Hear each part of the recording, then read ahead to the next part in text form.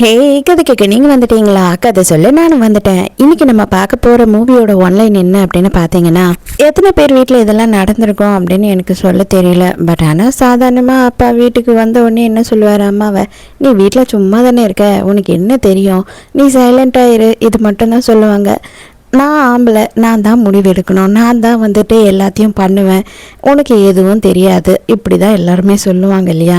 இதெல்லாம் mostly 90s 80s kids எல்லாமே கேட்டு தான் வளர்ந்துருப்போம். இந்த மாதிரி மட்டும் தட்ட அந்த பொம்பளைங்க வந்துட்டு வெளியில் வந்தாங்க அப்படின்னா அதுக்கப்புறம் அவங்க என்ன பண்ணுவாங்க, இவங்களை வச்சு செய்வாங்களா இல்லையா, அவங்கள வச்சு செய்கிறத விடவும் நம்மளோட முன்னேற்றத்தை தான் நம்ம பார்க்கணும் அப்படின்றது தான் இந்த ஸ்டோரி. ஸோ எப்பயும் சொல்கிறதா இப்பயும் சொல்கிறேன், எஸ்எஸ் வாய்ஸ் ஓவரை சப்ஸ்கிரைப் பண்ணுங்கள், பார்த்ததுக்கப்புறம் லைக் பண்ணுங்கள், மறக்காமல் போகிறதுக்கு முன்னாடி எக்ஸ்ப்ளனேஷன் எப்படி இருக்குன்னு சொல்லிட்டு கமெண்ட் பண்ணிட்டு போங்க. ஆக்சுவலாக என்ன சொல்லணும் அப்படின்னு பார்த்தா, நிறைய பேர் வீடியோ பார்க்குறீங்க, நிறைய பேர் வந்து சப்ஸ்கிரைப் பண்ண மாட்டேறீங்க. எப்பயுமே இதை தான் நானும் சொல்கிறேன், தயவு செஞ்சு சப்ஸ்கிரைப் பண்ணுங்கள். அதே மாதிரி ஹை பட்டன் உங்களுக்கு தெரிஞ்சது அப்படின்னா ஹை பட்டனையும் ப்ரெஸ் பண்ணுங்கள். அப்போ தான் உங்களை மாதிரியே வந்துட்டு அடுத்தவங்களுக்கும் என்னோட வீடியோ வந்து ரெக்கமெண்ட் ஆகும்.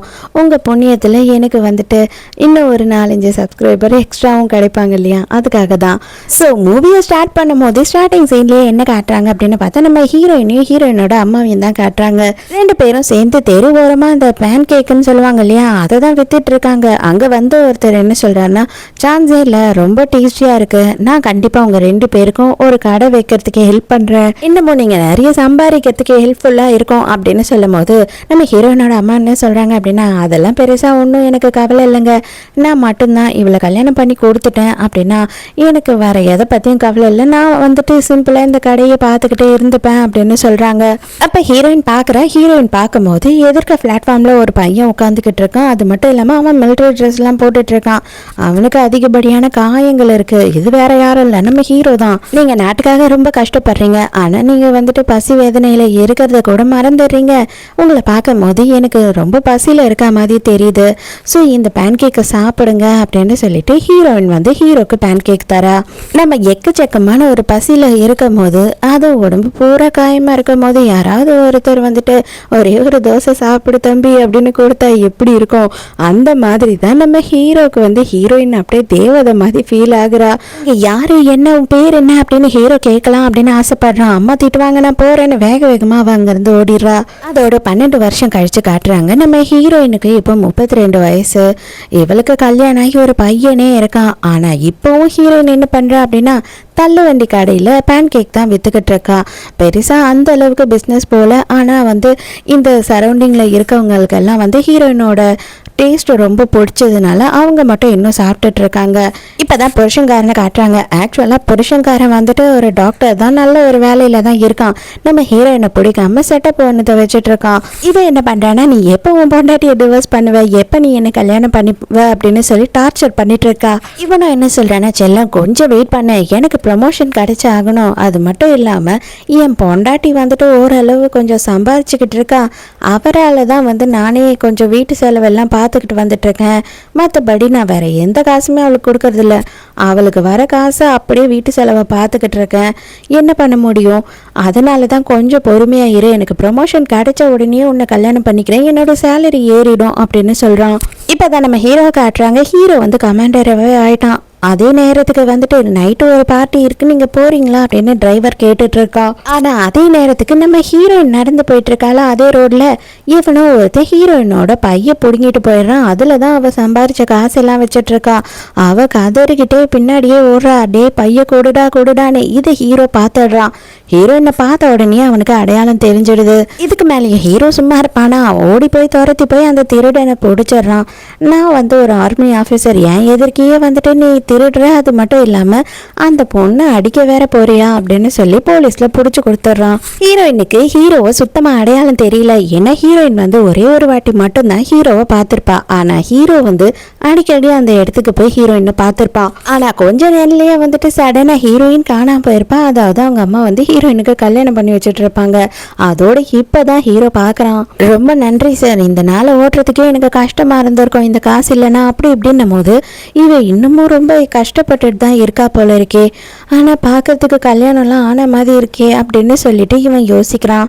கட்டாயப்படுத்தி நானே உன்னை வீட்டில் விட்டுடுறேன் வாமா அப்படின்னு சொல்லி இவளை கார்லேயும் கூட்டிகிட்டு வரான்.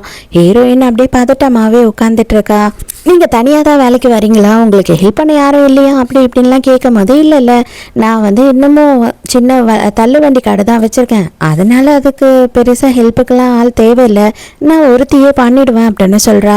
ஹீரோவுக்கு நல்லாவே புரிய வருது இவளுக்கு யாரும் சப்போர்ட் பண்ண மாட்டுறாங்க அப்படின்றது. நீங்கள் சந்தோஷமாக இருக்கீங்களா அப்படின்னு சொல்லி கேட்குறான். ஆனால் ஹீரோயினோட வார்த்தை தடுமாறுது. எனக்கு கல்யாணம் ஆயிடுச்சு, நான் கல்யாணத்துக்கு முன்னாடி அப்படி இப்படின்னு ஹொளர்றாளே தவிர இப்போ நான் சந்தோஷமாக இருக்கேன் அப்படின்னு அவள் சொல்லவே இல்லை. நல்லாவே ஹீரோவுக்கு புரிஞ்சிடுச்சு இவ ரொம்ப கஷ்டப்படுறான்றது. இதில் ஹீரோயினுக்கு வந்து 10 வயசில் ஒரு பையனும் இருக்கான். அவனுமே வந்து பார்த்தா அவங்க அம்மாவை சுத்தமாக மதிக்க மாட்டான். எங்கேயும் அம்மாவை வந்து அம்மானு சொல்லிக்கிறதுக்கே அவனுக்கு கௌரவ குறைச்சலாக இருக்குது. இந்த வயசுலேயே உனக்கு எதுவும் தெரியாது, உனக்கு வந்துட்டு எதுவும் பண்ணுறதுக்கு தெரியாது, சமைக்கிறதுக்கு தெரியாது, அது இதுன்னு இவளை எந்த நேரமும் மட்டம் தட்டிக்கிட்டே இருக்காங்க 2 பேருமே சேர்ந்து. இந்த மாதிரியான ஒரு வாழ்க்கையை தான் ஹீரோயின் வாழ்ந்துகிட்டு இருக்கா. காரை விட்டு இறங்கிறதுக்கு முன்னாடி ஹீரோ என்ன சொல்றான் அப்படின்னா, எப்பனாலும் உனக்கு எதனா உதவி வேணும்னா என்ன கேளு அப்படின்னு சொல்றான். ஹீரோயினும் சரி கண்டிப்பா, ஆனா நீங்க ஒரு நாள் வந்து என்னோட ஸ்டால்ல சாப்பிடணும் அப்படின்னு சொல்லிட்டு அவ கிளம்பிடுறா. இங்கே பார்த்தா இந்த சைட் பிட்டு என்ன பண்ணுதுன்னா, இதாங்க இன்னைக்கு உங்களுக்காக நான் ஸ்பெஷலாக நூடுல்ஸ் செஞ்சுருக்கேன், என்றைக்கும் உங்கள் பொண்டாட்டி செய்கிறதையே தானே சாப்பிடுவீங்க, இது எப்படி இருக்குன்னு பாருங்க அப்படின்னு சொல்லி வெறும் என்னென்ன மேகி இருக்கு இல்லையா இன்ஸ்டன்ட் நூடுல்ஸு அதுதான் செஞ்சு எடுத்துகிட்டு வந்து வச்சுருக்கா. அவனும் எடுத்து ஆசையாக வாயில் வைக்கிறான். அதுக்கப்புறம் வாயை திறக்க முடியல. பொண்டாட்டி என்ன எவ்வளோ நாளும் திட்டலாம், மிரட்டலாம், உருட்டலாம், வதிக்கலாம், என்ன வேணால் பண்ணலாம், ஆனால் இவகிட்ட அப்படி நடந்துக்க முடியாது இல்லையா. அதுக்கப்புறம் தொட விட மாட்டாளே, அதனால அருமை அருமை அப்படின்னு சொல்லிட்டு அந்த நாசமாக போன நூடுல்ஸை கூட பாராட்டிக்கிட்டு இருக்கான். இதை எல்லாம் எங்கே பண்ணிக்கிட்டு இருக்கான் அப்படின்னு பார்த்தா ஹீரோயினோட வீட்லேயே தான் பண்ணிட்டு இருக்கான். ஹீரோயினும் வந்து கதவை திறந்து பார்த்து அலண்டு போயிடுறா. ஐயோ நீ எதுவும் தப்பாலாம் நினைச்சிடாத, இவங்க என்னோட ஃப்ரெண்டு தான், கண்ணில் ஏதோ தூசி விழுந்துருச்சு அதை தான் வந்து ஊதி விட்டுட்டு இருந்தேன் அப்படின்னு சொல்கிறான். உடனே வேக வேகமாக அவளும் அங்கேருந்து கிளம்புறாளா. ஹீரோயின் அவளையே பார்த்துட்டு இருக்கா. அவள் போட்டிருக்க ட்ரெஸ்ஸு, அவள் போட்டிருக்க மேக்கப்பு, நம்மளும் ஒரு காலத்தில் ரொம்ப யங்கா சூப்பராக தான் இருந்தோம், இப்போதான் நம்ம இப்படி ஆயிட்டோம் அப்படின்னு சொல்லி ரொம்ப ஃபீல் பண்ணிட்டு இருக்கா. டியூஷன்லேருந்து வீட்டுக்கு வர பையன் ஆன்ட்டி நீங்களா அப்படின்னு சொல்லிட்டு அவகிட்ட இஷ்டத்துக்கு பேசிக்கிட்டு இருக்கான். இவங்களுக்கு நல்லாவே ஒருத்தர் தெரிஞ்சிருக்கு. ஹீரோயினை அவன் கண்டுக்க கூட இல்லை. அப்படியே அப்பா புள்ள செட்டப்பு எல்லாம் வந்து அப்படியே ஜாலியாக பேசிக்கிட்டு இருக்காங்க. ஹீரோயினுக்கு இதெல்லாம் பார்க்கும்போது என்னடா நடக்குதுங்கன்ற மாதிரி ஒன்றுமே புரியாமல் பார்த்துக்கிட்டு இருக்கா. எனக்கு கொஞ்சம் ட்ரெஸ் வாங்கணும், என் கூட கடைக்கு வரீங்களான்னு ஹீரோயின் வந்து புருஷங்காரனை கேட்கும் போது, நீ போயிட்டு கண்ணாடியில் உன்னோட உருவத்தை பாரு, உனக்கு வந்து ட்ரெஸ் எல்லாம் கிடைக்காது, எங்கன்னா தலைக்காணி உரை கிடைக்கும், உன் ஷேப்புக்கு அந்த தலைக்காணி உரையை வந்து கட் பண்ணி வாங்கி மாட்டிக்க அப்படின்னு சொல்லி அசிங்கப்படுத்துகிறான் அவ எதிர்க்கியே. இதுக்கு பையன் என்ன கமெண்ட் கொடுக்குறான் அப்படின்னு பார்த்தா, அப்பா தலைக்காணி ஓரெல்லாம் வேண்டாம், இந்த சாக்கு பையெல்லாம் இருக்கும் இல்லையா அது கூட போதும்ப்பா, எதுக்கு காசு அதிகமாக செலவு பண்ணிக்கிட்டு அப்படின்னு சொல்லும் போது அப்படியே அந்த செட்டப்பு விழுந்து சிரிக்கிறா. இவங்க 3 பேரும் பயங்கரமாக காமெடி பண்ணி சிரிச்சுக்கிட்டு இருக்காங்க ஹீரோயினை பார்த்து. சீரியஸாக இந்த இடத்துல நான் மட்டும் இருந்திருந்தேன் அப்படின்னா என்ன தெரியுமா நடந்திருக்கோம், இத்தனை பேர் வாயிலையும் கடவா பல்லு ஒன்று விடாமல் பிடுங்கி எடுத்து கையில் இருப்பேன். நீங்களா இருந்தா என்ன பண்ணிருப்பீங்கன்னு கமெண்ட்ல சொல்லுங்க. அவளை வழி அனுப்புறதுக்காக அப்பாவும் பிள்ளையும் 2 பேருமே வெளியில போயிடுறாங்க. ஹீரோயினுக்கு அவளோட கான்பிடென்ட் லெவலையே உடைச்ச மாதிரி ஆயிடுது. அவர் ரொம்பவே வந்து ஃபீல் பண்ண ஆரம்பிச்சிடுறா.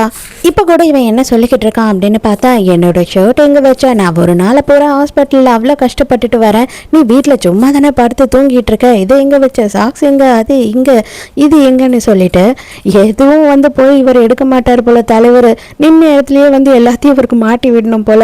இவனுக்கு இப்போ ஹீரோயினை வந்துட்டு எப்படியாவது டிவோர்ஸ் பண்ணணும். ஏன்னா செட்டப் வந்து டிவோர்ஸ் பண்ண என்னை கல்யாணம் பண்ண, எங்கள் அப்பா என்னை கல்யாணம் பண்ண சொல்லி தொல்லை பண்ணுறாரு, அதுக்கப்புறம் வேற யாருன்னா நான் கல்யாணம் பண்ணி போயிடுவேன் அப்படின்னு சொல்லி மிரட்டிட்டு இருக்கா. அதனால இவன் என்னடா காரணம் சொல்றதுன்னு யோசிக்கிறான். கொஞ்சம் கொஞ்சமாக தானே ஆரம்பிக்க முடியும், அதனால ஃபர்ஸ்ட் சாப்பாடுல ஆரம்பிக்கிறான். என்ன சொல்றான் அப்படின்னா, இத்தனை வருஷம் ஆச்சு கல்யாணம், இது வரைக்கும் உன்னால் துப்பா தரோசா ஒரு நாள் கூட சமைக்க முடியல, எனக்கு தேவையே கிடையாது, நான் வெளியில் போய் சாப்பிட்டுக்கிறேன் அப்படின்னு சொல்கிறான். அதே நேரத்துக்கு ஹீரோவை காட்டுறாங்க. ஹீரோ வந்து தனியாக தான் இருக்கான் வீட்டில். அவனே வந்து ஃபுல்லாக குக் பண்ணி வச்சு சாப்பிட்டுட்டு இருக்கான். டிரைவரையும் வாயா சாப்பிடியா அப்படின்னு சொல்லும் போது அவர் சாப்பிட்டு பார்த்துட்டு, சான்ஸே இல்லை சார், உங்கள் ஒய்ஃப் வந்து கொடுத்து வச்சவங்களா இருப்பாங்க போங்க அப்படின்னு சொல்லி சந்தோஷப்பட்டுட்டு இருக்காரு. அதோட மறுநாள் காலையில் ஹீரோயின் வந்துட்டு பரபரப்பாக அவளோட ஸ்டாலில் வேலை செஞ்சுக்கிட்டு இருக்கா. பார்த்தா பக்கத்தில் ஹீரோ போய் நின்றுட்டு இருக்கான். ஹீரோவுக்கும் வந்துட்டு அவள் பட்டு எடுத்து டெலிவரி கொடுத்துக்கிட்டே இருக்கா. அப்போ தான் அவன் என்ன சொல்கிறான் அப்படின்னா, நான் வந்து உனக்கு ஹெல்ப் பண்ணுறேன் அப்படின்னு சொல்கிறான். வேண்டான்னு சொல்கிறான். அவன் கேட்க மாட்டான். இல்லை நான் காசு வாங்கிக்கிட்டு எல்லாருக்கும் பொருளை தரேன், நீ வந்துட்டு எல்லாத்தையும் ரெடி பண்ணு அப்படின்னு சொல்கிறான். இதில் ஒரு லேடி வந்துட்டு, இத்தனை வருஷமாக வந்துட்டு உன் புருஷனை இதுக்கு தான் கண்ணில் காட்டவே இல்லையா, இவ்வளோ ஹேண்ட்ஸமாக இருக்கான்னு சொல்லிட்டு அப்படின்னு சொல்கிறாங்க. அப்படி இல்லைன்னும் போது கூட சரி ஓகே நாங்களாம் ஒன்றும் புருஷனை வந்து தூக்கிட்டு போக மாட்டோம், கவலைப்படாது அப்படின்ட்டு போயிடுறாங்க. சாரிங்க, அவங்க ஏதோ தெரியாமல் அப்படி சொல்லிட்டாங்க அப்படின்னும் போது ஹீரோ மனசுக்குள்ளே கொஞ்சம் அப்படியே சந்தோஷமாக பட்டாம்பூச்செல்லாம் பறந்துக்கிட்டு இருக்கு. இப்போ தான் ஹீரோ என்ன கேட்குறான் அப்படின்னா, நீ எதுக்காக தனியாக இவ்வளோ கஷ்டப்படுற, அன்னைக்கு கூட வந்துட்டு அந்த காசு இல்லைன்னா இன்றைக்கி நாளை என்னால் ஓட்டியிருக்க முடியாதுன்னு சொன்னியே, அப்போனா உன் புருஷன் என்ன தான் பண்ணுறான் அப்படின்னு சொல்லி கேட்கும் போது ஹீரோயின் வந்து இல்லை நான் தான் அவரை கஷ்டப்படுத்த மாட்டேன், எந்த ஒரு விஷயத்தையும் நானாக பண்ணிப்பேன், மற்றபடி அவர் மேலே எந்த தப்பும் கிடையாதுன்னு எல்லா பொம்பளைங்க மாதிரி விட்டு கொடுக்காம பேசுகிறா. போலீஸ் வந்து கொஞ்சம் நேரத்திலேயே கடையை மூவ் பண்ணுமா போதும் அப்படின்னுறாங்க. அதனால ஹீரோயினுக்கும் வந்துட்டு வேறு வழி இல்லை, வேறு இடத்துக்கு எடுத்துகிட்டு போகணும், நான் கிளம்புறேன் அப்படின்னு சொல்லிட்டு அங்கிருந்து போயிடுறா. ஹீரோக்கு இன்னும் இவளுக்கு என்னதான் பிரச்சனைன்னு முழுசா தெரியலையே அப்படின்னு நினைச்சுக்கிட்டே நின்றுட்டு இருக்கான். வீட்டுக்கு போயிட்டு ஹீரோயின் எல்லாத்தையும் ஏற கட்டிட்டு இருக்கான். அந்த டைமுக்கு ஒரு புக்கு கீழே விழுது. அந்த புக்கில் வந்துட்டு இவங்க 2 பேரும் ஜோடியா இருக்கா மாதிரி ஒரு போட்டோ இருக்கு. புருஷன் பொண்டாட்டி மாதிரி நின்றுட்டு இருக்காங்க 2 பேரும். அப்பவும் ஹீரோயின் வந்து அதை பெருசா ஆக்காம விட்டுறா. அப்பவும் அவன் என்ன சொல்றான் அப்படின்னா, மழை நாள் வருது, எனக்கு ஷாப்புக்கு ரொம்ப கஷ்டமாக இருக்குது, நான் சேர்த்து வச்ச பணத்தை வச்சு ஒரு ஸ்டால் வந்து ஓப்பன் பண்ணலான்னு இருக்கேன் அப்படின்னும் போது இவன் என்ன சொல்கிறான்னா, என்னது நீ சேர்த்து வச்ச காசு எடுக்கிறியா, அதெல்லாம் எடுக்கக்கூடாது, ஏன்னா என்னோட ப்ரொமோஷனுக்கு வந்துட்டு காசு கேட்பானுங்க, லஞ்சம் கேட்பானுங்க, அதுக்கு நான் அந்த பணத்தை யூஸ் பண்ணலான்னு இருக்கேன் அப்படின்னு சொல்கிறான். இவெல்லாம் எப்படின்னா இந்த ரத்தத்தெல்லாம் உரியும் இல்லையா, அது என்னங்க பேர் சொல்லுவாங்க, ஏதோ ஒரு பேர் வேறு மறந்தே போயிட்டேன், வேம்பயர். அந்த வேம்பயரோட மோசமானவனாக இருப்பான் போல. கல்யாணம் ஆன நாள்லேருந்து இப்போ வரைக்கும் நீ வீட்டு செலவுக்கும் எந்த காசும் கொடுத்ததில்லை, ஏன் செலவுக்கும் எந்த காசும் கொடுத்ததில்லை, நீ உன் பிள்ளைய மட்டும்தான் வந்து எல்லாத்துக்கும் உங்களுக்கு தேவையானதை பண்ணிக்கிறீங்களே தவிர எனக்கு நீ ஒன்றுமே பண்ணதில்லை, என்னோட காசை கூட எடுக்கக்கூடாதுன்னா எப்படி அப்படின்னு தூக்கி அவன் மூஞ்சிலேயே வந்து டவலை கடாசிட்டு அங்கேருந்து கோவமாக வெளியில் போயிடுறா. பார்த்தா எப்படா சான்ஸ் கிடைக்கும் நமக்கு அப்படின்னு வெயிட் பண்ணிக்கிட்டு இருந்த மாதிரி ஹீரோ வந்து வாசல்லையே வெயிட் பண்ணிட்டு இருக்கான். எங்கே போகணுமோ வா, நான் அவனை ட்ராப் பண்ணுறேன் அப்படின்னு சொல்கிறான். அவளும் கோவமாக வரா இல்லையா, அதுவும் தெரியுது அவனுக்கு. என்னதான் ஆச்சு, எதனா பிரச்சனையா அப்படின்னு சொல்லி கேட்கும்போது அதெல்லாம் ஒன்றும் இல்லைங்க, எல்லா புருஷன் பொண்டாட்டிக்கும் நடக்கிற மாதிரி தான், எப்பயும் வீட்டில் நடக்கிற சண்டை தான், வேற ஒன்றும் பெருசாலாம் இல்லை அப்படின்னு சொல்கிறா. புருஷங்காரன் வந்துடுறான். வந்த உடனே எங்கே இருக்கா, ஒருவேளை இந்த காரில் இருக்காளா அப்படின்னு சொல்லிட்டு இந்த ஜீப்பை ஊத்து பார்த்துட்டு இருக்கான். ஹீரோ இறங்கியே போயிடுறான். ஐயோ என்னையா எட்டி பார்த்துக்கிட்டு இருக்க, என்ன பண்ணிட்டு இருக்க, காரை விட்டு தள்ளி நில்ல அப்படின்னு திட்டுறான். அது ஒன்றும் இல்லை சார், ஒரு 30க்கு மேலே வயசுள்ள பொம்பளை வந்துட்டு பெரிய பர்கரை வயிற்றுல கட்டின மாதிரி கொஞ்சமும் ஷேப்பே இல்லாமல் அப்படியே வெளுத்து போன மூஞ்சோடு இந்த சைடு எங்கன்னா போனாலா பார்த்தீங்களா அப்படின்னு சொல்லி கேட்குறான். அடப்பாவி, பொண்டாட்டி இப்படி பேசுகிறானே அப்படின்னு ஹீரோவுக்கு செம்ம கடுப்பாகுது. யோ உனக்கு வெக்கமா இல்லை, எந்த ஒரு பொம்பளையுமே வந்து இப்படி பேசக்கூடாது, நீ என்னன்னா உன்னோட பொண்டாட்டியே இப்படி பேசுகிறேன்னா நீ எப்பேற்பட்டவனா இருப்ப அப்படின்னு கேவலமாக காரி துப்பாத குறையா கேட்குறான். பார்த்தேன்னு சொல்லி இல்லைன்னு சொல்லு, இதில் உனக்கு என்ன பிரச்சனையாக இருக்குது அப்படின்னு சொல்லிட்டு இவன் கோவப்பட்டுக்கிட்டே அங்கேருந்து போயிடுறான். காரில் போயிட்டு ஹீரோயின் வந்து பயந்துக்கிட்டே இருக்கும்போது சமாதானப்படுத்துகிறான். நீ இந்த கோட்டை போட்டுட்டு இருந்ததுனால கரெக்டாக கிளியராக தெரிஞ்சிருக்காது கண்ணாடியில், நீ கவலைப்படாத, அது மட்டும் இல்லாமல் நீ எந்த பிரச்சனைனாலும் வீட்டை விட்டு எங்கேயும் போயிடாத, எதுனாலும் என்னை கூப்பிடு அப்படின்னு இவனோட ஃபோன் நம்பரை எழுதி தரான். ஹீரோயின் வீட்டுக்கு வந்த உடனே கோச்சுக்கிட்டு போனாலேன்றது இல்லாமல் சீக்கிரமாக போய் எதனா சமயம் எனக்கு பசி எடுக்குது, அடுத்த வாட்டி இந்த மாதிரி மரியாதை இல்லாமல் நடந்துக்காதப்போ இந்த வாட்டி மன்னிச்சு விடுறேன் அப்படின்னு சொல்கிறான். நைட்டு யாரோ வந்து கதவை தட்டுறாங்க. யாருன்னு ஹீரோயின் போய் திறந்து பார்த்தா இந்த செட்டப் தான் வந்து நிற்கிறா. வந்தவளும் நேராக டார்லிங் அப்படின்னு சொல்லி ஓடி போய் அவன் கையை பிடிச்சி இழுத்து பிடிச்சி கிஸ் வேற கொடுத்துட்றா. ஹீரோயினும் அதை பார்த்துட்றா. அடே கடங்காரா என்னடா நடக்குதுங்க அப்படின்னும் போது அவனுக்கே ஒன்றும் புரியாமல் அப்படியே திகச்சு போய் நின்றுக்கிட்டு இருக்கான். அப்பாவை என்ன சொல்கிறா அப்படின்னா, இதுக்கு மேலேயும் மறைக்காத, தயவு செஞ்சு இப்போ நீயே சொல்லிடு. அப்பா இதுக்கு மேலேயும் சைலண்டாக இருக்க மாட்டார், கண்டிப்பாக எனக்கு கல்யாணம் பண்ணி வச்சிருவாரு அப்படின்னு சொல்கிறா. அது மட்டும் இல்லாமல் இவளுக்கு வந்து இவன் காசெல்லாம் எடுத்து வச்சு வீடெல்லாம் வாங்கி கொடுத்துருக்கான். அந்த வீட்டில் தான் இவங்க இதுக்கப்புறம் வாழ போகிறாங்களாம். அதெல்லாம் அவள் சொல்லும் போது புருஷன்காரன் பக்கத்தில் நின்று சிரிச்சுக்கிட்டு இருக்கான். ஆட பாவி, இது வரைக்கும் எனக்கு வந்து ஒரு ட்ரெஸ் வாங்கி கொடுத்ததில்ல, அவளுக்கு நீ வீடே வாங்கி கொடுத்துட்டியா அப்படின்னு சொல்லி ஹீரோயினுக்கு செம்ம வெறுப்பாயிடுது. இன்னும் லேட் பண்ணா வந்து என் வயிறு வேற பெருசாயிடும், கண்டிப்பா வந்து என்னோட வெட்டிங் ட்ரெஸ் போடும் போது அசிங்கமா இருப்பேன், இப்போவே கல்யாணம் பண்ணணும் அப்படின்னும் போது என்னது நீ ப்ரெக்னெண்டா இருக்கியா அப்படின்னு சொல்லி கேட்குறா ஹீரோயின். ஆமாம், நான் ஆல்ரெடி 2 மாதம் முழுகாமல் இருக்கேன் அப்படின்னு சொல்கிறா. கதவெல்லாம் சாத்திட்டு ஹீரோயினை போட்டு அடின்னு அடிக்கிறாங்க. ஏன்னா எதுவும் தேவையில்லை எனக்கு அப்படின்னு சொல்லிட்டு டிவோர்ஸ் நோட்டீஸில் சைன் பண்ணி கொடுக்கணும். அதே மாதிரி ஹீரோயினுமே பண்ணி கொடுத்துட்றா. இதுக்கு மேலே இவன் கூட வாழ்ந்து என்ன பிரயோஜனம், என்னோட இத்தனை வருஷம் வீணா போச்சு, ஆனால் இதுக்கப்புறம் எனக்குன்னு ஒரு வாழ்க்கை இருக்கு, அந்த வருஷத்தை எல்லாத்தையும் நான் வீணாக்க விரும்பலை, இதுக்கப்புறமாவது நான் ஒரு நிம்மதியான வாழ்க்கையை வாழறேன் அப்படின்னு மனசுக்குள்ள நினைச்சுக்கிட்டே தான் ஹீரோயின் வந்து அதில் கையெழுத்து போடுறா. அதோட ஹீரோயின் முடிவு எடுக்கிறா, இதுக்கப்புறம் எண்ணி 6 மாசத்துக்குள்ள நம்ம ஒரு ஸ்டாலன் வச்சே ஆகணும் அப்படின்னு சொல்லிட்டு வீட்டை விட்டும் கிளம்பி வந்துடுறா. ஒரு பேக்கை மட்டும் எடுத்துக்கிட்டு. பையன் ஆல்ரெடி ஹாஸ்டலில் தான் படிச்சுட்டு இருக்கான். 6 மாதம் கழிச்சு ஹீரோயின் வந்து அவள் முடிவு எடுத்த மாதிரி வந்து ஒரு ஹோட்டல், சின்ன ரெஸ்டாரண்ட் மாதிரி ஒன்றுத்தை வாடகைக்கு வாங்குறா.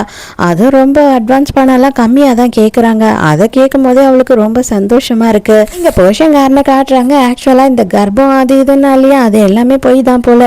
இன்னமும் அவள் ஜாலியாக உட்காந்துக்கிட்டு வீட்டில் ஓபி அடிச்சுக்கிட்டு இருக்கா. உண்மையாகவே இவ தான் வீட்டில் சும்மா உட்காந்துக்கிட்டு தின்னுக்கிட்டு அது மட்டும் இல்லாமல் குப்பையும் போட்டுக்கிட்டு இருக்கா. இவனுக்கு வந்து பார்க்கும் போதே ஐயோ என்னடா இதுன்ற மாதிரி தான் இருக்கு.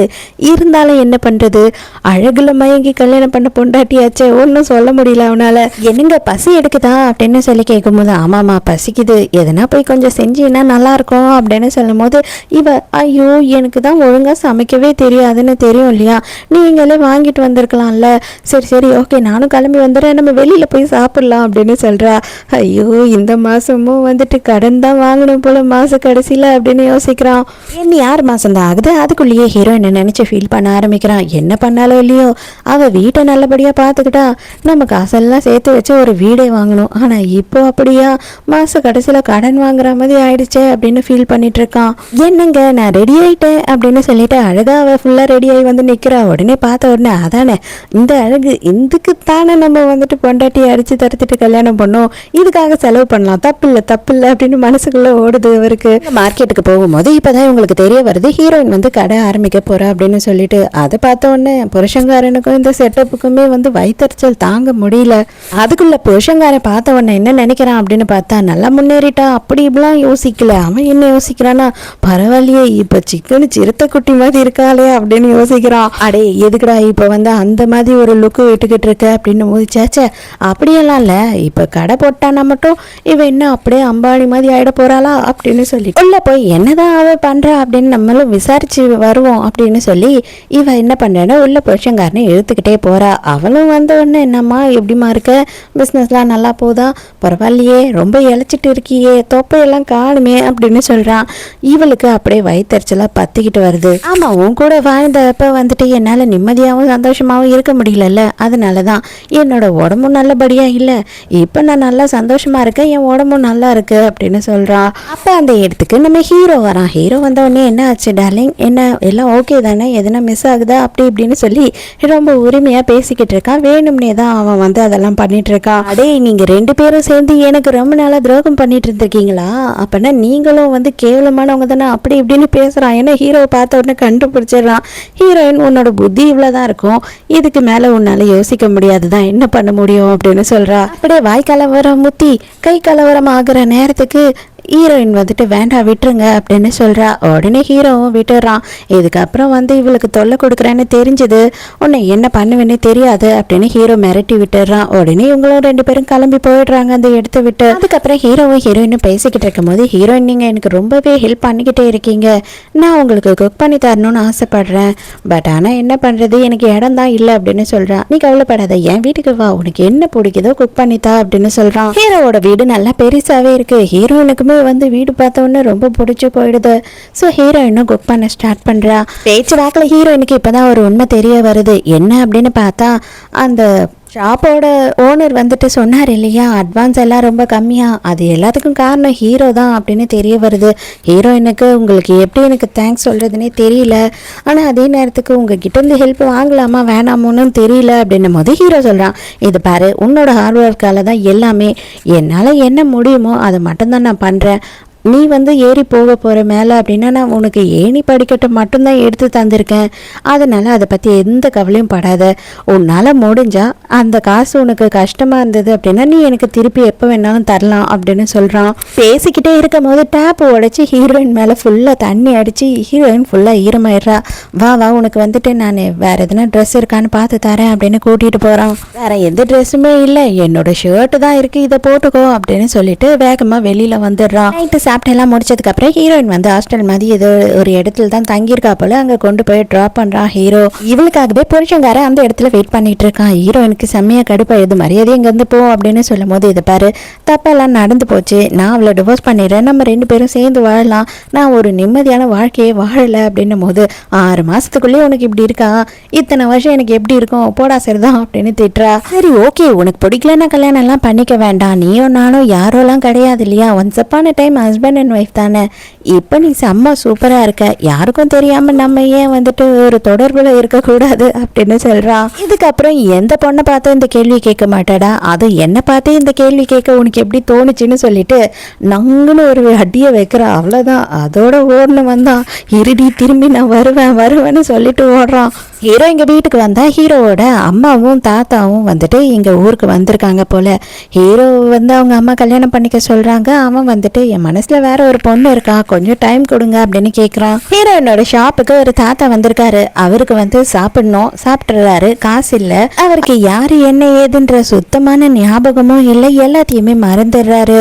உடனே ஹீரோயின் என்ன பண்ணுறான்னா போலீஸ் ஸ்டேஷனுக்கு கூட்டிகிட்டு போயிடுறா. ஆல்ரெடி வந்து இவங்க வீட்டிலேருந்து கம்ப்ளைண்ட் கொடுத்துருக்காங்க அப்படின்னு சொல்கிறாங்க. பார்த்தா வேற யாரும் இல்லை, நம்ம ஹீரோவோட தாத்தா தான் அவரு. ஹீரோயினை ஹீரோ பார்க்கறத வச்சு அவங்க அம்மா வந்து ஓரளவுக்கு கண்டுபிடிச்சிடுறாங்க. ஸோ எங்கள் வீட்டுக்கு நீ வந்தே ஆகணுமா, எங்கள் கூட சாப்பிட்டே ஆகணும் அப்படின்னு ஹீரோயினை கம்பல் பண்ணுறாங்க. அம்மா வந்து என்ன பண்ணுறாங்கன்னா, காரில் போகும்போது ஹீரோயின் கிட்டே இருக்கிற எல்லா விஷயத்தையும் கேட்டு தெரிஞ்சுக்கிறாங்க. பையன் இருக்கான், டிவோர்ஸ் ஆயிடுச்சு, அது இதுன்னு எல்லாத்தையுமே தெரிஞ்சுக்கிறாங்க.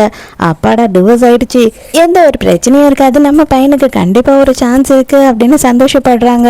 ஹீரோ என்ன பண்ணுறான் அப்படின்னு பார்த்தா, ஹீரோவோட அம்மாவும் தாத்தாவும் இல்லாத நேரமாக பார்த்து ஹீரோயின் கிட்டே எனக்கு 40 வயசு ஆகுது, எனக்கு இதெல்லாம் தான் ப்ராப்ளம், அது மட்டும் இல்லாமல் எனக்கு ரொம்ப நாளாகவே உன்னை பிடிக்கும், உன்கிட்ட சொல்கிறதுக்கு தயக்கமாகவே இருந்தது, தயவு செஞ்சு நீ என்னை கல்யாணம் பண்ணிப்பியா அப்படின்னு சொல்லி ரொம்ப ஸ்ட்ரிக்ட் ஆஃபீஸர், அதாவது ஆர்மி ஆஃபீஸர் இல்லையா, அதே மாதிரி கேட்குறான். ஹீரோயினுக்கு ஒன்றுமே புரியல, ஷாக்காக நின்றுட்டுருக்கா. ஆனால் இதில் என்ன ஆச்சரியம் அப்படின்னு பார்த்தா, ஹீரோயின் கொஞ்சமும் பெருசாக யோசிக்கவே இல்லை. எனக்குமே உங்களை ரொம்பவே பிடிச்சிருக்கு, எனக்குமே கண்டிப்பாக ஒரு கம்பெனியன்ஷிப் வேணும், அதனால நானுமே உங்களை கல்யாணம் பண்ணிக்க ரெடியாக இருக்கேன் அப்படின்னு சொல்லிடுறா. அவ்வளோதான், இது எல்லாத்தையும் ஓட்டு கேட்ட அம்மாவும் தாத்தாவும் பயங்கர குஷி ஆகிடுறாங்க. ஹீரோ வந்து ஹீரோயினுக்கு ஒரு வாட்ச் வாங்கி தரணும் அப்படின்னு ஆசைப்பட்டு கடைக்கு கூட்டிகிட்டு போயிருக்கான். அந்த இடத்துல பார்த்தா புதுசாக ஸ்மித்தா அப்படின்னு சொல்லிட்டு ஒரு பொண்ணை காட்டுறாங்க.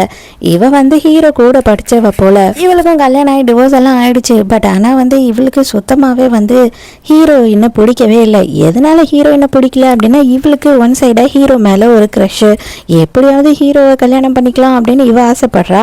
ஆனால் சுத்தமாக வந்து ஹீரோ திரும்பியே பார்க்க மாட்டான். ஹீரோயின் கிட்ட வந்து, என்னது கடை வச்சிருக்கியா, என்னது டிஃபன் சென்டர் வச்சிருக்கியா, ஐயோ என்ன இது, உன்ன மாதிரி ஒரு ஆளை தான் இவன் செலக்ட் பண்ணியிருக்கானா அப்படின்னு சொல்லிட்டு ஹீரோவை அசிங்கப்படுத்துறா. கடுப்பான ஹீரோ ரொம்ப கடி ஆயிடுறான். இது பாரு, இன்னொரு வாட்டி என்னோட வருங்கால பொண்டாட்டியை பற்றி இந்த மாதிரியெல்லாம் பேசுகிற வேலை வச்சுக்கிட்டு செவல்களெல்லாம் திருப்பிடும் பார்த்துக்க அப்படின்னு சொல்லி அசிங்கப்படுத்திடுறான். இது பாரு, அதெல்லாம் திருந்தாத பைத்தியம் இல்லை, திருத்த முடியாத பைத்தியம், நீ அதை பற்றியெல்லாம் கவலையே படாத, உன்னோட சொந்த உழைப்பில் தான் நீ மொத்தமாக உருவாகி நிற்கிற, அதனால யார் உன்னை என்ன சொன்னாலும் எதை பற்றியும் நீ கவலைப்படாத, நம்ம செய்கிற வேலையில் எந்த ஒரு கௌரவமும் இல்லை, நம்ம வேலை செஞ்சு சாப்பிட்றோம் அப்படின்றதுல தான் கௌரவம் அப்படின்னு சொல்கிறான். ஹீரோயினோட ஷாப் வந்து நல்லாவே போக ஆரம்பிச்சிருச்சு. 2-3 பேரை வேலைக்கு வேற வச்சுட்டா. இவ தனியா முன்னேறிட்டாளே அப்படின்றது புருஷங்காரனுக்கு பயங்கரமா உறுத்திக்கிட்டே இருக்கு. அவனாவே மறுபடியும் ஷாப்புக்கு வந்துடுறான். வந்துட்டு எல்லாரும் என்ன சொல்றாங்க அப்படின்னு பார்த்துக்கிட்டு இருக்கான். பார்த்தா எல்லாரும் வந்து டிஷ்ஷஸ் எல்லாம் செமையா இருக்கு, ஆஹா ஓஹோன்னு புகழ்ந்துகிட்டு இருக்காங்க. அதெல்லாம் கேட்டுக்கிட்டு இவனுக்கு வயிற்றுச்சல் தாங்க முடியல. என்னங்க நீங்க நல்லா இருக்கு அது இதுன்னு பேசுறீங்க, இவளுக்கு எப்படி தெரியுமா இந்த மாதிரியான காசு வந்துச்சு, இவ ஏன் கூட பொண்டாட்டியா குடும்பம் நடத்திட்டு இருக்கும் போது இன்னொருத்தனை வச்சுக்கிட்டு இருந்தா, அவன் கொடுத்த காசுல தான் இந்த ஹோட்டலையே நடத்துறா அப்படி இப்படின்னு ஹீரோயினை அசிங்கப்படுத்துறான். அப்ப ஹீரோயின் என்ன சொல்றா அப்படின்னா, இதை பாரு, நீ எனக்கு பண்ண துரோகத்துக்கு தான் நான் வீட்டை விட்டு வெளியில வந்தேன். நீ பேசின பேச்சுக்கு நான் எதுவுமே பேசாம கையெழுத்தும் போட்டு கொடுத்துட்டு வந்தேன். இதுக்கு மேல நீ என் பிசினஸை கெடுக்கணும்னு நினைச்சீன்னா நான் சும்மா இருக்க மாட்டேன், கண்டிப்பா போலீஸ் கம்ப்ளைண்ட் கொடுப்பேன் அப்படின்னு சொல்றா. அப்பதான் ஹீரோ வெளியில வரான். நான் உன்னை அடிக்கிறேன், நீயும் என்ன அடி, நம்ம 2 பேரும் போய் கம்ப்ளைண்ட் கொடுப்போம். அதுக்கப்புறமா வந்துட்டு உனக்கு ப்ரொமோஷன் கிடைக்க போகுது இல்லையா, அந்த ப்ரொமோஷன் கிடைக்காமே போயிடும் அப்படின்னு சொல்றான். அதோட அவன் அப்படியே சைலண்ட் ஆயிடுறான். இப்போ சும்மா போறேன்னு மட்டும் நினைக்காதீங்க, கண்டிப்பா நான் திரும்பவும் வருவேன் அப்படின்னு சொல்லிட்டு அங்க இருந்து போயிடுறான். அடுத்த சீன்லயே பார்த்தா நம்ம ஹீரோக்கும் ஹீரோயினுக்கும் கல்யாணம் நடக்குது. அந்த இடத்துக்கும் இந்த புருஷங்காரன் வந்துடுறான். இவனுக்கு வேற பொழப்பே கிடையாது போல. வந்த உடனே அவ எனக்கு பொண்டாட்டி தான் ஒரு காலத்துல, அவ என் கூட தான் இவ்வளோ நாள் படுத்துக்கிட்டு இருந்தா, இப்போ அவன் கூட போய் படுக்க போறா அப்படின்னு சொல்லி அசிங்கமா பேசுறான். கூட்டத்துல பின்னாடி வந்து ஹீரோவோட டிரைவர் நின்றுக்கிட்டு இருக்காரு. காண்டானவர் எட்டி ஒரு மிதிக்கிறாரு அவனை. யாரு யாரு யாருன்னு கத்துறான். அவனுக்கு யாரு உதச்சான்றதே தெரியல. ஹீரோயினுக்கு ரொம்ப சங்கடம் ஆயிடுது. ஏன்னா ஹீரோவோட அம்மா தாத்தாலாம் வேற இருக்காங்களா, இவன் இப்படியெல்லாம் பேசினது ரொம்ப கஷ்டமா இருக்கு. ஆனா ஹீரோ இதை பத்தி நீ கவலைப்படாத, அவன் என்ன பண்றானோ பண்ணட்டும் அப்படின்னு சொல்றான். என்னதான் இருந்தாலும் ஒரு அளவுக்கு மீற பொறுக்கவே முடியாது இல்லையா, அதனால ஹீரோவுமே பக்கு பக்குன்னு 2 முகரக்கட்டையிலே வச்சிடறான். பார்த்தா போலீஸ் அந்த இடத்துக்கு வந்துடுறாங்க. ஆல்ரெடி ஹீரோ வந்து இன்ஃபார்ம் பண்ணி வச்சிருந்தா போல, இவன் இந்த மாதிரி வந்து பிரச்சனை பண்ணுவான்னு சொல்லிட்டு. அதாவது ஒரு பொண்ணை அசிங்கப்படுத்திருந்தாவும், அது மட்டும் இல்லாமல் எக்ஸ் ஒய்ஃபையே வந்து கேவலப்படுத்துறதாகவும், அவளோட லைஃபையே வந்து நடத்த விட மாட்டான் அப்படின்னு சொல்லி இருக்கிற எல்லா கேஸையும் இவன் மேலே போடுங்க அப்படின்னு சொல்லிடுறான். அவனுக்கு ஐயோ நம்ம ப்ரொமோஷன் என்ன ஆகும் அப்படின்னு இப்போதான் பயமாகுது. அதே நேரத்துக்கு அம்மா என்ன சொல்கிறாங்கன்னா, இதை பற்றியெல்லாம் நீங்கள் ஃபீல் பண்ணாதீங்க, எனக்கு வந்துட்டு பேர குழந்தை வேணும், அதை பற்றி மட்டும் யோசிங்க அப்படின்னு சொல்கிறாங்க. சைனீஸ் முறைப்படி என்னென்ன சடங்குலாம் செய்யணுமோ அது எல்லாமும் செய்கிறாங்க. ஆக மொத்த ஹீரோவும் ஹீரோயினும் இனிமேல் ஒன்று சேர்ந்து வாழ போகிறாங்க. ஹீரோயின் ரூம்ல வெயிட் பண்ணிட்டு இருக்காளா. ஹீரோ வந்து வேகமா ஹீரோயினை தூக்கிட்டு போயிடுறான். எனக்கு ஆல்ரெடி 40 வயசு ஆயிடுச்சு, இதுக்கு மேலெல்லாம் என்னால பொறுமையா இருக்க முடியாது அப்படின்னு சொல்றான். அப்படியே மறுநாள்ல இருந்து ஹீரோ கவனிப்பு வந்துட்டு இன்னும் டபுள் மடங்கு அதிகமாயிடுதா. அதை பாக்குற அம்மாவும் தாத்தாவும் செமையா கிண்டல் பண்ணிட்டு இருக்காங்க. அதோட கல்யாணம் ஆன கொஞ்ச நாள்லயே வந்துட்டு ஹீரோ என்ன சொல்றான்னா, நான் மிஷனுக்காக கொஞ்சம் வெளியில போக வேண்டியிருக்கு, நான் வர்றதுக்கு கொஞ்ச நாள் ஆகும், அது வரைக்கும் நீயா சமாளிச்சுக்கணும், அம்மாவையும் தாத்தாவையும் பார்த்துக்கோ அப்படின்னு சொல்லிட்டு அவன் அங்கிருந்து கிளம்புறான். அப்படியே கொஞ்ச நாள் ஆகுது. திடீர்னு வந்துட்டு ஒரு நாள் கடையில பிஸ்னஸ் எல்லாம் நல்லா போயிட்டு இருக்கும் போது குடும்பமா வந்து புருஷங்காரன் அவனோட பொண்டாட்டி புள்ளன்னு 3 பேருமே வராங்க. ஹீரோயினுக்கு பிள்ளைய பார்த்த உடனேயே வந்து இவ்வளோ நாள் ஆச்சு அப்படின்னு சொல்லி ஒரு சந்தோஷமே வருது. ஆசையா எப்படா இருக்க அப்படின்னு சொல்லிட்டு தொடலான்னு போகும்போது அப்படியே அவன் நவுந்து போறான். அவன் மேல வந்துட்டு ஒரே நாத்தமா இருக்கு, ஆயில் நாத்தமா இருக்கு அப்படி இப்படின்னு சொல்றான். ஹீரோயினுக்கு அது அப்படியே சங்கடமாயிடுது. அது மட்டும் இல்லாம ஹீரோயின் வந்து ஒரே ஒரு நிமிஷம் யோசிக்கிறா, என்னதான் நம்ம பெத்த பிள்ளையா இருந்தாலும் நம்மள அது மதிக்கவே இல்லைன்னா நம்ம எதுக்கு கெஞ்சிட்டு இருக்கணும், அவசியமே கிடையாது அப்படின்னு சொல்லிட்டு சைலண்ட் ஆயிடுறா. செட்டப் இருக்கா இல்லையா, இவ என்ன பண்றானா, இவளுக்கு இங்க பிசினஸ் நல்லா போறது பார்க்கும் போது வயிற்றுச்சலா இருக்கு. இவ வீட்டுல சும்மா தானே உட்காந்துக்கிட்டு இருக்கான். ஆனா ஹீரோயின் இவ்வளோ அளவு பெரிய ஆளாயிட்டா சம்பாதிக்கிறா, அதனால இவளுக்கு காண்டு இருக்க தானே செய்யும். முடிய புடுங்கி அந்த சூப்ல போட்டுட்டு ஐயோ முடி முடி அப்படின்னு கத்துறா. பாருங்க இவங்களோட சுத்தம் இவ்வளவுதான். என்ன மாதிரி பொண்ணு பிடிச்ச தலையோ என்ன தலையோ, ஐயோ கருமம் முடிய போட்டுட்டாங்க சாப்பாடுல அப்படின்னு சொல்லி கத்தும் போது அங்க இருக்க இன்னும் சில கஸ்டமர்ஸுமே வந்து கோவம் படுறாங்க. அந்த டைமுக்கு ஹீரோயின் உடனே அங்க வரா. நல்லா இதை ஒத்து பாருங்க. அது மட்டும் இல்லாம நீல முடி வச்சிருக்க பொம்பளைங்க இந்த இடத்துல 2 பேர் தான் இருக்கோம், நானும் இன்னொரு பொம்பளையும். அது மட்டும் இல்லாம நாங்க 2 பேருமே கலரிங் பண்ணல ஹேருக்கு, இது கலரிங் பண்ண ஹேரு, அதுவும் அது என்ன கலர்ல இருக்குன்னு நீங்களே பார்த்து தெரிஞ்சுக்கோங்க அப்படின்னு சொல்லும் போது அவ தான் அந்த செட்டப் தான் இருக்கா இல்லையா, அவளோட கலர் தான் அது ஹேர் கலரு. அழியே நல்லா போற பிசினஸை கெடுக்கிறதுக்கு தான் இதெல்லாம் பண்ணிக்கிட்டு இருக்கீங்களா, நீயும் புருஷனும் குடும்பமா வந்து இப்படி எல்லாம் பண்றீங்களா, காசு பறிக்க பாக்குறீங்களா அப்படின்னு எல்லாரும் பேசும் போது அவளுக்கு கடுப்பாயிடுது, அவளுக்கே அசிங்கமாயிடுது. போலீஸ்க்கு ஃபோன் பண்ண அப்படின்னு உடனேயே புருஷங்காரன் ஐயோ ஆல்ரெடி எனக்கு வந்துட்டு போஸ்டிங்கே கிடைக்காம போயிடுச்சு, இதுக்கு மேலே நான் இங்கே நிற்க மாட்டேன்னு தலை தெறிக்க ஓடுறான். உடனே பின்னாடியே வந்து செட்டப்பும் ஓடுது, அந்த பையனும் போகிறான். ஹீரோ அவனோட மிஷன் எல்லாம் முடிஞ்சு வீட்டுக்கு வரான். வீட்டுக்கு வந்த உடனே நீ ஓகே தானே அப்படின்னு சொல்லி கேட்குறான். அதுக்கப்புறம் தான் ஹீரோ நடந்த எல்லா விஷயத்தையும் சொல்கிறா. உடனே அவன் என்ன சொல்கிறான்னா, இது பாரு, என்ன நடந்தாலும் சரி, எதுவான இருந்தாலும் சரி, உன்னால் எல்லாத்தையுமே தனியாக போராட முடியும்னு எனக்கு நம்பிக்கை இருக்குது.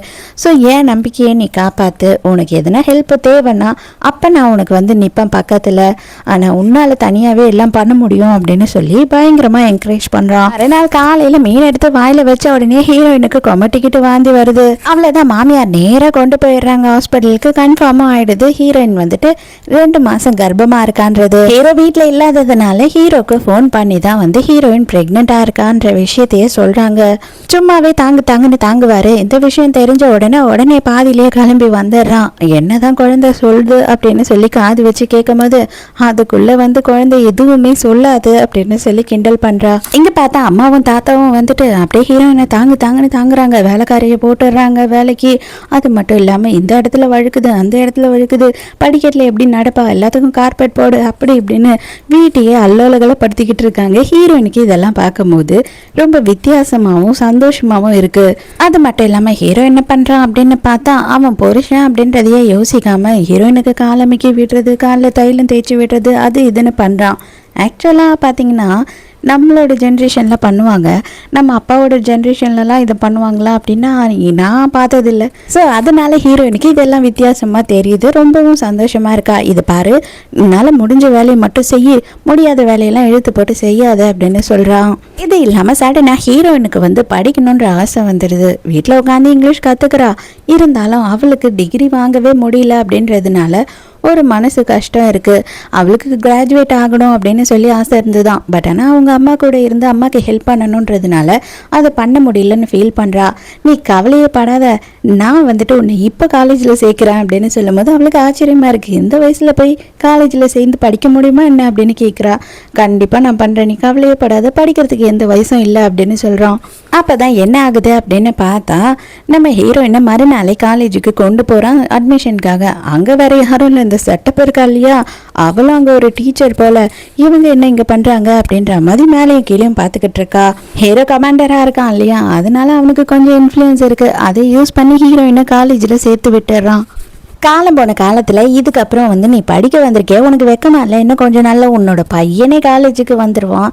இப்போ நீ வயத்தில் வேற ஒன்று வச்சுக்கிட்டு இருக்க, அதை இன்னும் 2-3 வருஷத்தில் ஸ்கூலுக்கு போக ஆரம்பிச்சிடும். இப்போ தான் நீ வந்து டிகிரி படிக்கணுன்ற ஆசை வந்திருக்கு, சீ வெக்கமா இல்லை அப்படின்னு சொல்லி கேட்குறா. இது பாருமா பாப்பா, அடுத்த புருஷனை வந்துட்டு திருடிட்டு போகிறா பற்றியா, அவள் தான் அசிங்கப்படணும். படிக்கணும்னு நினைக்கிறவங்கெல்லாம் அசிங்கப்பட வேண்டிய அவசியம் இல்லை, படிப்புக்கு வயசும் இல்லை அப்படின்னு சொல்லிட்டு, உனக்கெல்லாம் டீச்சராக இருக்க தகுதி இருக்கா, பசங்களுக்கு என்ன ஒழுக்கத்தை சொல்லி கொடுப்ப அப்படின்னு ஹீரோ கேட்குறான். அவ்வளோதான், அவன் மூஞ்சே மாறி போயிடுது. இந்த மாதிரி ஆளுங்கள்லாம் வேலை செய்கிற இடத்துல என் பொண்டாட்டியை நான் சேர்க்க மாட்டேன் அப்படின்னு சொல்லிட்டு கோவமாக வந்துட்டு அந்த காலேஜ் பிரின்சிபல் கிட்ட சொல்லிட்டு ஹீரோ அங்கேருந்து கிளம்பிடுறான். இவனுக்கு செம்ம காண்டாயிடுது, உனக்கு இனிமேல் வேலையே கிடையாது, மரியாதையை கிளம்பிட்டு இங்கேருந்து அப்படின்னு திட்டி விட்டுறான். பின்னாடியே போய் ஹீரோவை சமாதானப்படுத்துகிறான். தயவு செஞ்சு கொஞ்சம் புரிஞ்சுக்கோங்க சார், அவளை வேலையை விட்டே எடுத்துட்டேன், உங்கள் பொண்டாட்டியை நாளையிலேருந்து காலேஜுக்கு அனுப்புங்க அப்படின்னு சொல்கிறான். உடனே ஹீரோவும் ஒத்துக்கிறான். ஹீரோயின் வந்து ஈவினிங் காலேஜ் தான் வரா. அப்போ இவங்க 2 பேரும் நின்று வெளியில் பேசிக்கிட்டு இருக்காங்க. இந்த ஸ்மித்தான்னு சொல்லிட்டு நம்ம ஹீரோயினோட ஃப்ரெண்டு ஒருத்தி இருந்தா இல்லையா, அவளுமே வந்து இதே காலேஜில் தான் டீச்சராக வேலை செஞ்சுட்ருக்கா. அவள் இதை ஒளிஞ்சு நின்று பார்த்துக்கிட்டு இருக்கா. இந்த எக்ஸ் புருஷன் இருக்கான் இல்லையா, அவனை காட்டுறாங்க. அவன் என்ன பண்ணுறான் அப்படின்னு பார்த்தா அவனோட டீன் கிட்ட பேசிக்கிட்டு இருக்கான். இதை பாரு, உன்னோட ப்ரொமோஷன் வந்து தள்ளி போயிட்டே இருக்கு, இப்போ உனக்கு ஒரு சான்ஸ் இருக்குது. என்ன அப்படின்னு பார்த்தா ஒரு முக்கியமான சர்ஜரி ஒன்று இருக்குது, அதை நீ பண்ணிட்ட சக்ஸஸ்ஃபுல்லாக அப்படின்னா கண்டிப்பாக உனக்கு வந்துட்டு ப்ரமோஷன் நான் கொடுத்துட்றேன் அப்படின்னு சொல்றாரு. இவனும் மண்டே ஆட்டிட்டு ரொம்ப சந்தோஷமா ஓகே சொல்லிடுறான். இவனுக்கு சர்ஜரி பண்ணியே பழக்கம் இல்லை. வீட்டுக்கு வந்தா செட்டப் நடந்த எல்லா விஷயத்தையும் சொல்லி எனக்கு வேலையும் போயிடுச்சு அப்படின்னு கதறி அழறா. அடி பாவி, இன்னும் ப்ரமோஷனே கிடைக்கல, என்னோட சேலரியை வச்சு கஷ்டப்படுறதுக்கே போராட்டமா இருக்கு, வேலையை விட்டுட்டேன்னு சொல்றியே அப்படின்னு சொல்லி அவனும் சத்தம் போடுறான். அது மட்டும் இல்லாமல் ஒரு படி மேலே போயிட்டு உன்ன மாதிரி பொம்பளை எல்லாம் நான் பார்த்ததே இல்லை. அவள் கூட 12 வருஷம் குடும்பம் நடத்தினேன். ஒரு நாள் வீடு க்ளீனாக இருக்கும், கிச்சன் க்ளீனாக இருக்கும், சாப்பாடெல்லாம் ரெடியாக இருக்கும். எனக்கு வந்து ஷூ எடுத்து கொடுக்கறதுலேருந்து என்னோட அண்டர்வேர் எடுத்து கொடுக்குற வரைக்கும் எல்லாம் அவள் தான் பண்ணுவா. ஆனால் நீ என்ன பண்ணுறேன்னா இது எல்லாம் உள்டாவா நான் உனக்கு பண்ணிக்கிட்டு இருக்கேன் அப்படின்னு சொல்கிறான். ஏதோ வேலைக்காவது போகிற அதுலேயாவது ஒரு பிரயோஜனப்படுது அப்படின்னு பார்த்தா இப்போ அதுவும் கிடையாது, அதுவும் ஒன்றும் இல்லைன்னு ஆயிடுச்சு. உன்னெல்லாம் வீட்டில் வச்சுட்டு இருக்கிறது தண்டம் அப்படின்னு சொல்லிட்டு இவன் எசகு பசக அவளை பிடிச்சி திட்டுன்னு திட்டுறான். இப்போ இவனுக்கு என்ன தோணுது அப்படின்னா, ஹீரோயின் எப்படியோ வந்துட்டு ரெஸ்டாரண்ட்லாம் வச்சு பெரிய ஆள் ஆயிடுவா, அவைக்கு கூட எப்படியாவது போய் சேர்ந்துடணும், இவளை கழிச்சு கட்டிடணும் அப்படின்னு சொல்லி யோசிக்கிறான். மறுநாளே நேராக ஹீரோயினை பார்க்கறதுக்காக அவளோட ஹோட்டலுக்கு போயிடுறான். போன உடனே அவள் பண்ணதுக்கெல்லாம் நான் சாரி கேட்டுக்கிறேன், நாங்கள் எல்லாருமே உன்னை ரொம்ப கஷ்டப்படுத்திட்டோம், இதுக்கப்புறமும் என்னாலையும் பிள்ளையாலையும் நீ இல்லாமல் வாழ முடியாது, நீயும் டிவோர்ஸ் பண்ணிவிடு நானும் டிவோர்ஸ் பண்ணிடுறேன், நம்ம 3 பேரும் சேர்ந்து வாழலாம் அப்படின்னு சொல்கிறான். கரெக்டாக ஹீரோ உள்ளே போகலாம் அப்படின்னு வர நேரத்துக்கு இதெல்லாம் இவன் சொல்லிக்கிட்டு இருக்கான். ஹீரோ அப்படியே அங்கேயே நின்றுறான் உள்ளே போகாமல்.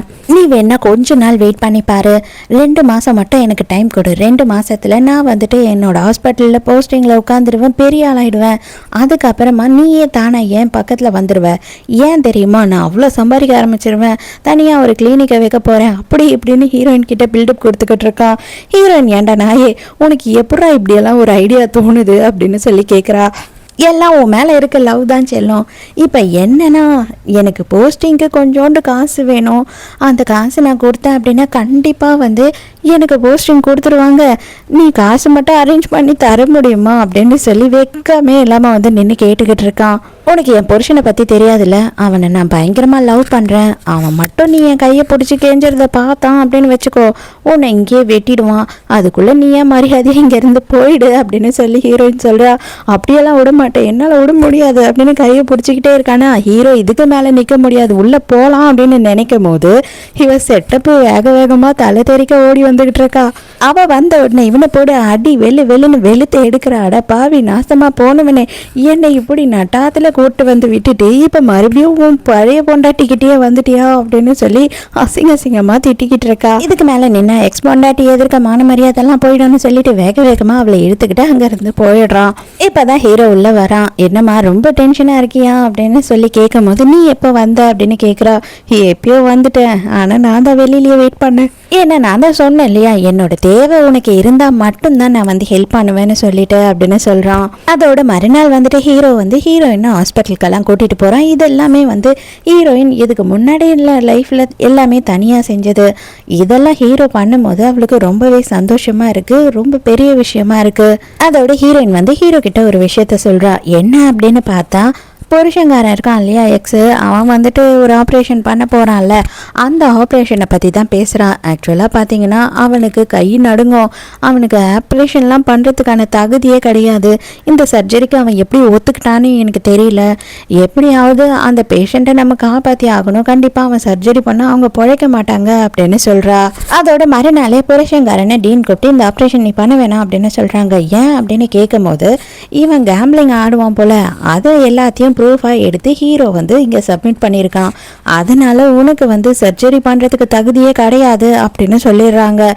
இவனுக்கு ஐயோயோ இதை யார் கொடுத்தா அப்படின்னு கதறான். வீட்டில் உட்காந்து பயங்கரமாக குடிச்சிக்கிட்டு இருக்கான். நடந்த விஷயத்தை எல்லாத்தையும் சொல்லிக்கிட்டு இவளுக்கு ஒரு கட்டத்துக்கு மேலே முடியல, ஏய் நாத்தம் தாங்க முடியல, தயவு செஞ்சு எழுந்து இங்கேருந்து போ, இல்லைன்னா வந்துட்டு குடிக்கிறத நிறுத்து அப்படின்னு சொல்லி எவ்வளவோ சொல்லி பார்க்குறா. அவன் கேட்க மாட்டான். என்னடி இல்லாத சீனெல்லாம் போட்டுட்டு இருக்க, இதுக்கு முன்னாடி என் பொண்டாட்டி நான் என்ன பண்ணாலும் அவ சகிச்சுக்கிட்டு என் கூட வாழ்ந்தா, எவ்வளோ குடிச்சிருந்தாலும் நான் சொன்னா என்ன வேணாலும் செய்வா, இப்போ நீ என்னன்னா இல்லாத சீனெல்லாம் பண்ணிக்கிட்டு இருக்க, உன்னால் ₹1 பிரயோஜனம் கிடையாது, வீட்டில் வேலையும் எதுவும் செய்யறது கிடையாது, இதில் நீ இவ்வளோ சீனு, நான் குடிக்கக்கூடாது, என் மேலே நாத்தம் அடிக்குதுன்னு வேற பேசுறியா அப்படின்னு கோவப்படுறான்.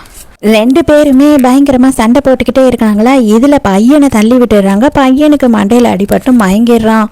ஆம்புலன்ஸை கூப்பிடுங்க அப்படின்னு கத்திக்கிட்டு இருக்கா. இவ போய் பார்த்தா தான் தெரியுது எக்கச்சக்கமாக செலவாகும் அப்படின்னு சொல்லிடுறாங்க. பையனுக்கு மண்டையில் தையல்லாம் போடணும் அப்படின்னு சொல்லிடுறாங்க. பார்த்தா இவங்க கிட்ட தான் காசே சுத்தமாக இல்லை இல்லையா. இவன் போய் என்ன பண்ணுறான் அப்படின்னு பார்த்தா அதுக்குள்ளேயே கடன் வாங்க போகிறேன், வேறு வழியே இல்லை எனக்கு அப்படின்னு சொல்லிட்டு கடன் வாங்குறதுக்கு போகிறான். இன்னும் நீ கடன் மேலே கடன் ஏற்றது தயவு செஞ்சு வேண்டாம், அவனோட அம்மா கிட்ட போய் கேளு அப்படின்னு சொல்கிறா. அவகிட்டலாம் என்னால் கேட்க முடியாது, மறுபடியும் அசிங்கப்பட முடியாது, நான் கடன் தான் வாங்க போகிறேன் அப்படின்னு சொல்லிட்டு அங்கேருந்து போயிடுறான். அப்படியே ஒரு வாரம் போகுது. பையனை வீட்டுக்கெல்லாம் கூட்டிகிட்டு வந்துடுறாங்க. இவன் என்ன பண்ணுறான் அப்படின்னு பார்த்தா ஹாஸ்பிட்டல்லேருந்து மறுபடியும் வீட்டுக்கு வரான். வீட்டுக்கு வந்து கூப்பிட்டு பார்க்குறான், பையனை காணோம். என்ன இது, யாருமே காணுமே அப்படின்னு சொல்லி பெட்ரூம் உள்ள போகிறான். ஒரு வாரத்திலேயே மண்டை உடஞ்ச பையனை ஹாஸ்டலுக்கு அனுப்பிட்டு இவ யாரையோ ஒருத்தனை கூட்டிகிட்டு வந்துட்டு ஜாலியாக இருக்கிறா. அதை வேற பார்த்துடுறா. இவன் பார்த்த உடனே செம்ம டென்ஷன் ஆயிடுறான். அடி பாவி, எனக்கே துரோகம் பண்ண உனக்கு என்னடி மனசு வந்துச்சு அப்படின்னும் போது, நீ பண்ணாதது யாடா நான் புதுசாக பண்ணிட்டேன் அப்படின்னு கேட்குறா. பார்த்தா போலீஸ் அந்த இடத்துக்கு வந்துடுறாங்க. நீங்கள் விடாமல் கண்டினியூவாக வந்து எத்தனையோ வாட்டி உங்களுக்கு வார்னிங் லெட்டர் வந்தோம், சூதாடிக்கிட்டே இருக்கீங்க, அதனால உங்களை அரெஸ்ட் பண்ணுறோம் அப்படின்னு சொல்லிட்டு புருஷங்காரனை அரெஸ்ட் பண்ணிடுறாங்க. இப்போதான் ஹீரோவையும் காட்டுறாங்க. அப்போ ஹீரோயின் கேட்குறா, ஃபர்ஸ்ட் டைம் என்னை பார்த்த உடனே உங்களுக்கு லவ் வந்துருச்சா அப்படின்னு கேட்கும் போது, நீ நினச்சிட்டு இருக்கிறத விடவும் முன்னாடியே வந்துட்டு நான் உன்னை பார்த்துட்டேன். அந்த டைம் பார்த்த உடனே எனக்கு வந்து உன் மேலே லவ் வந்துருச்சு. நான் திரும்பவும் கொஞ்ச நாளுக்கு உன்னை வந்து கண்காணிச்சுட்டு இருந்தேன். சடனாக கொஞ்ச நாளுக்கு நீ ஆளே இல்லாமல் ஆயிட்ட. அதுக்கப்புறம் தான் எனக்கு தெரிய வந்தது உனக்கு கல்யாணம் ஆயிடுச்சுன்னு சொல்லிட்டு.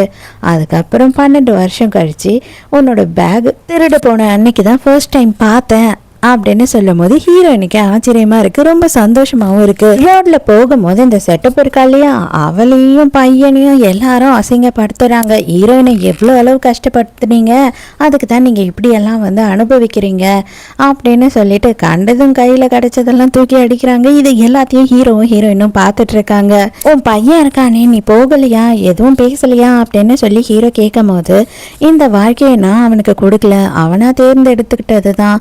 நான் என்ன பண்ண முடியும், 1 வயசு 2 வயசு குழந்தைன்னா நம்ம சொல்லி புரிய வைக்கலாம், இல்லை நம்ம தூக்கிட்டு வந்துடலாம். ஆனால் அவன் அப்படி இல்லைல்ல, அவன் வந்து அழகான அம்மா வேணும், அம்மா அறிவாக இருக்கணும், படித்த அம்மா இருக்கணும், வெளியில் கூட்டிகிட்டு போனால் டீசெண்டான அம்மாவாக இருக்கணும்னு பார்த்தான். அதெல்லாம் என்கிட்ட இல்லைல்ல அப்படின்னு சொல்லிடுறா. அதோட அப்படியே பார்த்தா கொஞ்ச நாள் ஆகுது. நம்ம ஹீரோயின் வந்துட்டு எக்ஸாம் ரிசல்ட் வந்துடுது. பார்க்கறதுக்கே அவளுக்கு பயமாக இருக்குது. ஹீரோ தான் ஓப்பன் பண்ணி பார்க்குறான். பார்த்தா ஹீரோயின் வந்துட்டு எல்லா எக்ஸாம்லேயும் பாஸ் ஆகிடுறா. ஆனால் என்ன சந்தோஷத்துலேயே வந்துட்டு அவளுக்கு அங்கேயே லேபர் பெயின் வந்துடுது. வேகமாக ஹாஸ்பிட்டலுக்கு கூட்டிகிட்டு போகிறாங்க. பார்த்தா ஹீரோயினுக்கு 2 குழந்தை பிறகுது, ஒரு பையன் ஒரு பொண்ணு. 2 பேரும் வந்து ரொம்ப சந்தோஷமா பேர குழந்தைய பார்த்துக்கிட்டு இருக்காங்க. ஆனா ஹீரோயின் பக்கத்துலயே உட்காந்துக்கிட்டு இருக்கான். கொஞ்ச நேரத்திலேயே ஹீரோயினும் கண்ணை திறக்கிறா. அவ்வளவுதான், ஹாப்பி என்டிங்கோட இந்த டிராமாவும் வந்துட்டு நல்லபடியா முடிஞ்சது. இதுல நீங்க வந்து மாரல் ஸ்டோரியா என்ன எடுத்துக்கிறீங்க அப்படின்னு சொல்லி மறக்காம வந்து எனக்கு கமெண்ட்ல சொல்லுங்க. என்னை பொறுத்த வரைக்கும் காசு இல்லைனாலும் சரி, இல்லை இடம் வீடு வசதி எது இல்லைனாலும் சரி வாழ்ந்துடலாம். அன்பு இல்லாத இடத்துல என்றைக்குமே வாழக்கூடாது. அதுதான் எப்போவுமே நான் சொல்லுவேன். ஸோ உங்களோட கமெண்ட் என்ன அப்படின்றத மறக்காமல் எனக்கு சொல்லுங்கள், நானும் படித்து தெரிஞ்சுக்கிறேன். ஸோ நாளைக்கும் மறக்காமல் கதை கேட்க வந்துடுங்க, நானும் மறக்காமல் கதை சொல்ல வந்துடுறேன். பாய்.